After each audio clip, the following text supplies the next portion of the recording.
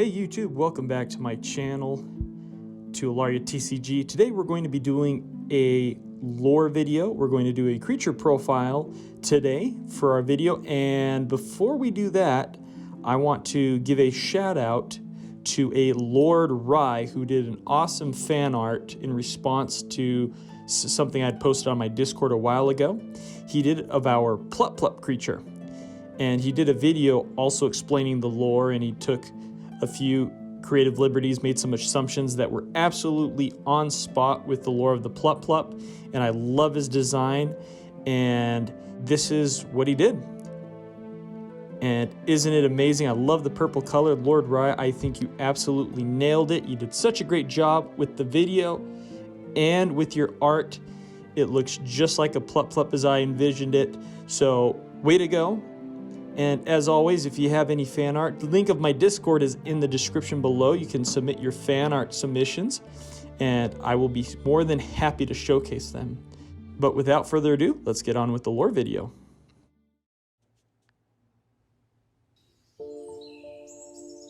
Deep in the forests of the world lie large trees with great roots reaching deep into the earth. Close to these trees lie herbs, bushes, and berries of all kinds. It is here in the center of these lands where Thumproots can be found, feeding and grazing on berry, leaf, and root. Thumproots are a similar species to Alarian mountain hares, although a bit longer and less muscular. They have unusually large feet that are used primarily to communicate with others of their pack. With distinctive thumps on the ground, which is where they get their name, they send out messages of food, safety, warning, and danger. Due to their exceptionally good hearing, Thumproots can hear these thumps from within half a mile away. Because of this, it is difficult to encroach upon them unawares. They tend to coordinate well within their packs. The most glaring and notable feature on a Thumproot is their large horn protruding from their forehead. Both male and females have one, however males have significantly larger horns. Within a year after their birth, their horns begin to show. Unlike other animals, Thumproots do not lose or shed their horns. They will keep them throughout all seasons, and they will continue to grow.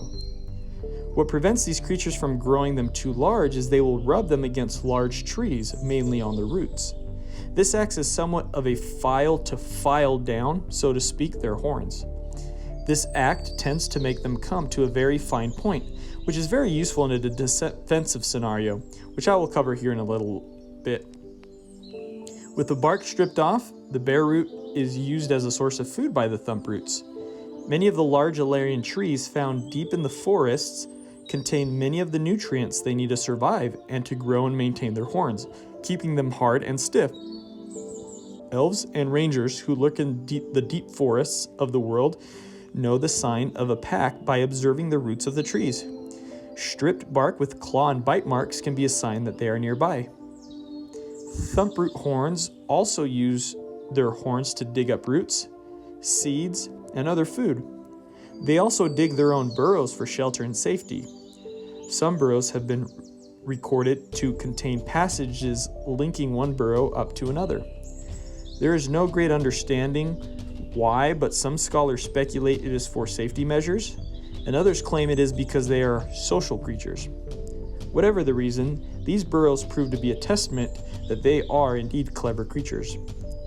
Overall, Thumproot horns are quite useful to this species of hare. Horns that break off are later grown back, and some travelers who come across them use them for ornamental handles or any craft one would use, say, an antler for. They are quite tough to carve, especially newly lost horns, but last for years without decay.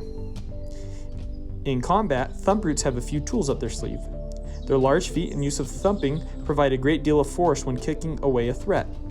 Although it's not super life-threatening, Thumproot kicks can lead to bruising if hit in the right spots.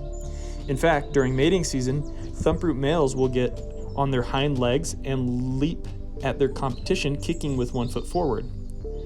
Another less than lethal weapon are their claws. Because they live in the mountains, their claws can become very sharp, able to inflict small gashes on enemies if they approach too close. Again, not very life-threatening, but quite formidable. Their most lethal ability, however, is their horn. Although it is used more as a resourceful tool, they make good skewers in a pinch, and quite deadly ones at that. If provoked or threatened, especially when their babies are involved, Thumproots will leap forward, charging headfirst at their enemies.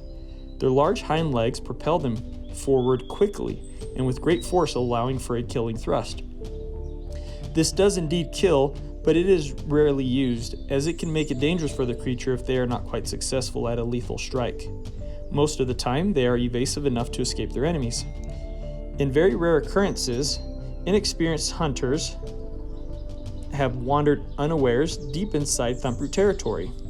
Thumproots, if the threat is not too dangerous, will fiercely protect their homes, and accounts have been told of many Thumproots impaling these hunters who have caught themselves unaware to where they were found. This, like I said, is a very rare occurrence, only happening if the alpha of the pack is particularly aggressive, since the others follow suit. Overall, Thumproots are peaceful creatures who are happy to avoid strangers every time.